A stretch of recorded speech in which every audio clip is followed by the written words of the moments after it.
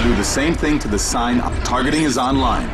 Now, I'll reroute the ASE biosensors to your suit. The Conduit is one of the most anticipated first-person shooter titles ever made for the Nintendo Wii. This must be because it's been developed by High Voltage Software, with an incredible lineup of titles including Go Diego Go, Great Dinosaur Rescue, Ben 10 Protector of Earth, and 1995's greatest classic, White Men Can't Jump.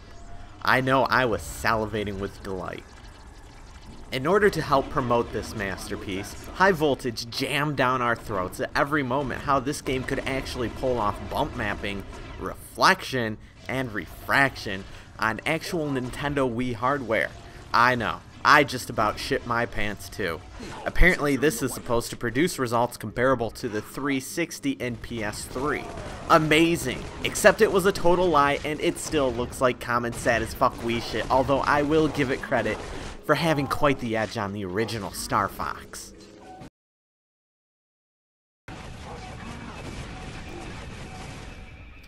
Alright, the Conduit, FPS on the Nintendo Wii.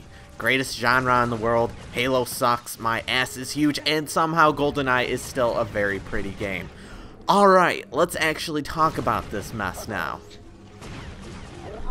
I've gotten very sick of first-person shooters over the last few years. Even with the supposed good ones, the formula goes something like this. First, a boring-ass training level. Minimal enemies appear, and once again you must learn how to shoot, reload, teabag enemies, and scratch your nuts. Boring as hell each and every time. Then, hopefully sooner or later, a big-ass war sequence. There's tons of enemies all over the place and you're tasked with pushing the enemy back and truly making some heads roll. Usually this ends up being pretty damn fun and it really helps set the pace of the game. Then, you end up doing it over and over and over again. And of course, dark corridors, sewer levels, and all the other standard cliches by 3/4 through the game.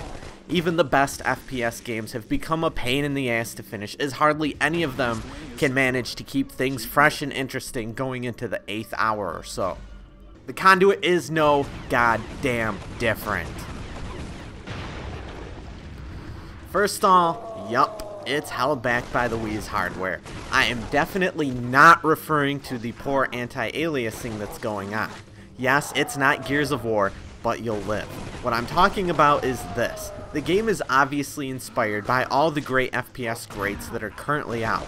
However, when you hit that first war sequence, the set pieces and stage are not quite as large as it seems it should. This does not ruin the game or even hurt it that badly, but I couldn't shake the ever-present subtle feeling that at least someone on the development team probably wanted something at least a little bit more. Same goes for the enemies. There's just not quite as many on screen as it seems there should be. The underlying theme that's going on in just about every Conduit review is that it's great for the Wii but pretty freaking average for any other system's lineup. This is 100% true. The Conduit actually does have a little bit of edge. It's decent sci-fi. There's an actual variety in enemies and monsters which contain crappy AI, but at least they move around differently. Other reviews have called out the sci-fi as overly generic, which is true to an extent, but then when you remember that this is a video game after all, and what the fuck, these are the same shitty people that are crapping their pants left and right over each and every World War II shooting game, it's really not so bad after all. Don't get me wrong, it's not like any of these meatheads in the game are actually memorable, and I'm referring to the storyline as well, but at least it's not completely played out. The controls are a new take on the genre, and while I don't consider the Wii Remote to be any sort of masterpiece, or even close, it works well enough for this, and it is miles better than that insta-trash Red Steel. There are some hidden proximity mines hidden throughout the levels that you must occasionally and meticulously get rid of, but ultimately, while annoying, it's not too bad. It is another slight aggravation and slight negative trait, though, which all do stack against this game. The Conduit contains a large amount of small, almost unnoticeable problems that do sort of add. Like I said, other than the oh my god it's on the Wii factor, the game gets boring. The storyline gets boring. I give the game credit for not having any exceptionally low points or anything that makes me want to outright hate it, but then there are hardly any moments that stand out as amazing other than perhaps the first time you reach an all-out shooting frenzy against these hellion beasts. Otherwise, repetitious crap. The multiplayer is great if you enjoy multiplayer where you need to input a friend code in order to talk to someone using the Wii Speak, which you most likely don't already own unless you got your marsupial fetish on earlier this year with Animal Crossing.